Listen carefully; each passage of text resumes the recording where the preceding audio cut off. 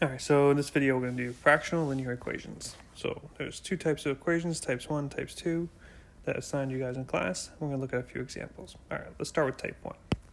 And I'm just going to do number 1 here, and I'm going to drag this down. We'll come back to that in a second.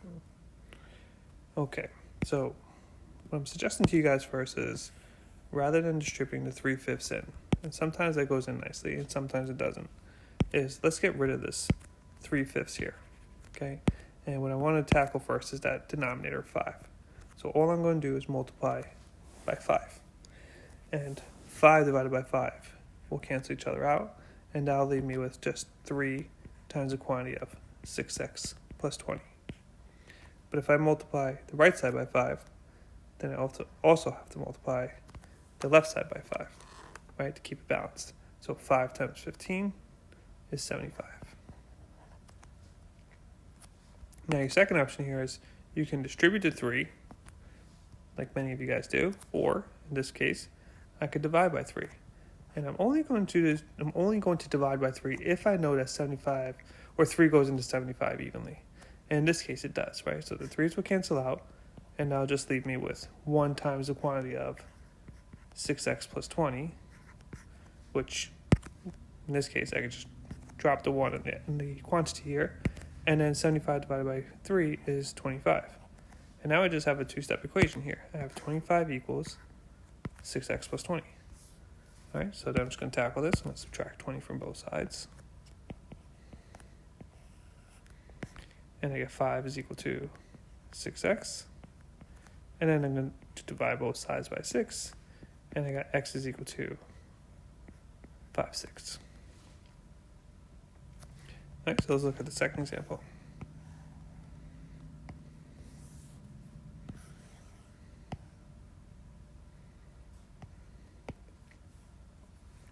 So same technique here, right? I'm going to tackle this 4/3, and what I'm going to do first is get rid of that denominator of 3.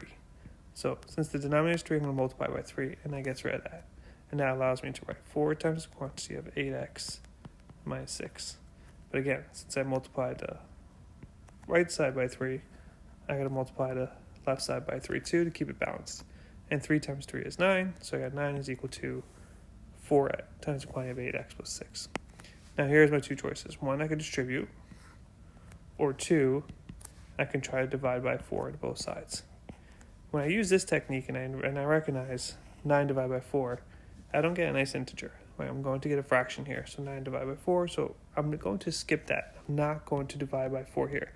Instead, because 4 doesn't go into 9 evenly, I'm just going to distribute by 4 here. So 9 stays as it is. 4 times 8 is 32x, and 4 times 6 is 24. And now I just get another two-step equation here. Okay, so I'm going to add 24 to both sides. This is going to give me 33 is equal to 32x. And then I'm going to divide both sides by 32 here. And I get x is equal to 33 over 32. And I'm going to leave it as an improper fraction. All right, so not too bad. All right, let's take a look at some type 2 examples here. Bring this all down, give myself a little space. All right, so here's our first one. I got quantity of 2x minus 9 divided by 4 minus the quantity of x minus 7 divided by 12 and x plus 3. And technically there's no denominator here, so I'm just going to put a 1 here just to give myself a little visual. And what I would like to do is solve this without any denominators. So I'm going to look at my 3 denominators, 4, 12, and 1. And 12 is my largest, right? So that's my winner. And before I decide what my common denominator is, I'm just going to check to see if 12 is divisible by 4, and that's a yes. And is 12 divisible by 1, my other denominator, and that's a yes. So my common denominator for all these is just 12. So what I want to do is I'm going to multiply every equation here by 12. So when I multiply the first equation by 12, so I'm going to do 12 times the quantity of 2x minus 9 divided by 4 you should notice that your 4 and your 12 simplify. 4 turns into 1, and 12 turns into 3. So now I have 3 times the quantity of 2x minus 9. Bring down my minus sign. Then I'm going to multiply the second equation here by 12. So 12 times x minus 7 over 12. Notice I'm keeping my parentheses, right? That's really important. And to 12 simplify, and I'm just left with 1. So this is minus 1 times the quantity of x minus 7. Now, you don't have to put 1 here, but I like the 1 here because it's going to remind me that I'm going to have to distribute a negative 1 to both of these in a second here. And then the last one here is I have 12 times x plus 3 divided by 1. Well, 12 divided by 1 is just 12. So that just leaves me with 12 times the quantity of x plus 3. So now, solving this equation here and this equation here will yield the same answer, right? Just a different form. All right, so the rest of this is just distributing, combining like terms, and solving. So I got 3 times 2x is 6x. 3 times 9 is 27. Be careful here. Negative 1 times x is negative x. And negative 1 times negative 7 is positive 7. Equals 12 times x, 12x. 12 times 3 is 36. All right, so before I move things from left side to right side, I'm going to combine like terms. So I got 6x minus 1x, which is 5x. I got negative 27 plus 7, which is just negative 20.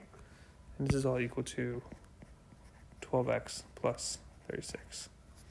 All right, I'm going to move variables on one side, constants on the other. So I'll bring this 12x over. Why not? So I'm going to subtract 12x from both sides. And that leaves me with negative 7x. And simultaneously, I'm going to add 20 to the other side here. And that leaves me with 56. Dividing both sides by negative 7. And x is equal to negative 8. Okay, one last one. Same concept here. I got 5, 15, and this is technically 8 over 1. So I'm going to start with my largest number here is 15.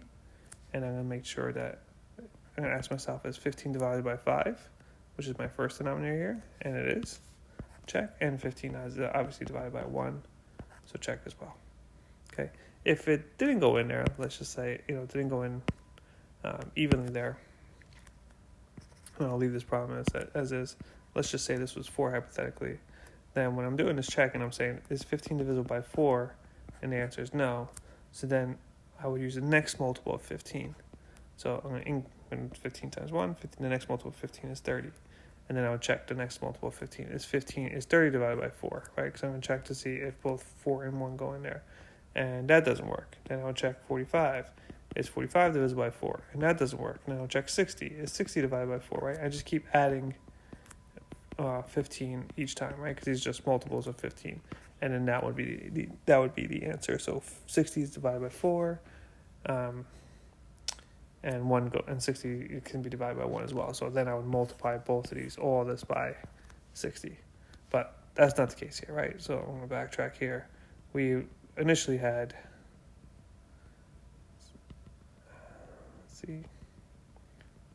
we had 2x plus 4 over 5.